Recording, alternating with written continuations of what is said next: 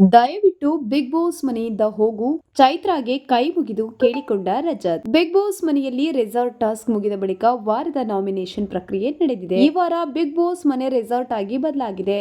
ಚೈತ್ರ ಹಾಗೂ ಭವ್ಯ ಅವರ ತಂಡ ಅತಿಥಿ ಸಿಬ್ಬಂದಿಗಳಾಗಿ ಟಾಸ್ಕ್ ಆಡಿದ್ದಾರೆ. ಮೊದಲ ದಿನ ಚೈತ್ರ ಅವರ ತಂಡ ಅತಿಥಿಗಳಾಗಿದ್ದು, ಎರಡನೇ ದಿನ ಭವ್ಯ ಅವರ ತಂಡ ಅತಿಥಿಗಳಾಗಿ ಸಿಬ್ಬಂದಿಗಳಿಂದ ತಮಗೆ ಬೇಕಾದ ಸೌಲಭ್ಯ ಹಾಗೂ ಸೇವೆಯನ್ನ ಪಡೆದಿದ್ದಾರೆ. ಈ ನಡುವೆ ನಾಮಿನೇಷನ್ ಪ್ರಕ್ರಿಯೆ ನಡೆದಿದೆ. ಸ್ಪರ್ಧಿಗಳು ತಾವು ನಾಮಿನೇಟ್ ಮಾಡುವ ಸ್ಪರ್ಧಿಗಳ ಹೆಸರು ಕೇಳಿ ಅವರ ತಲೆಗೆ ಬಾಟಲಿಯಿಂದ ಹೊಡೆಯಬೇಕು.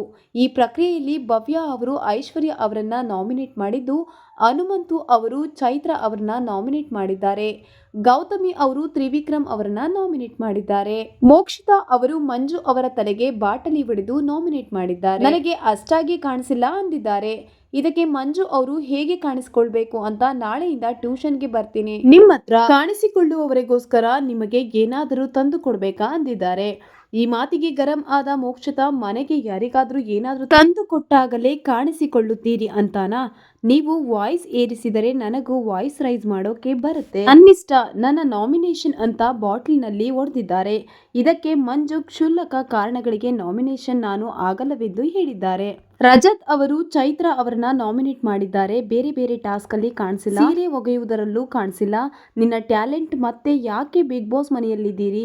ನಿನ್ನ ದಮ್ಮಯ್ಯ ಅಮ್ಮ, ಮನೆಗೆ ಹೋಗು ಅಂತ ರಜತ್ ಚೈತ್ರಾಗೆ ಕೈ ಮುಗಿದಿದ್ದಾರೆ.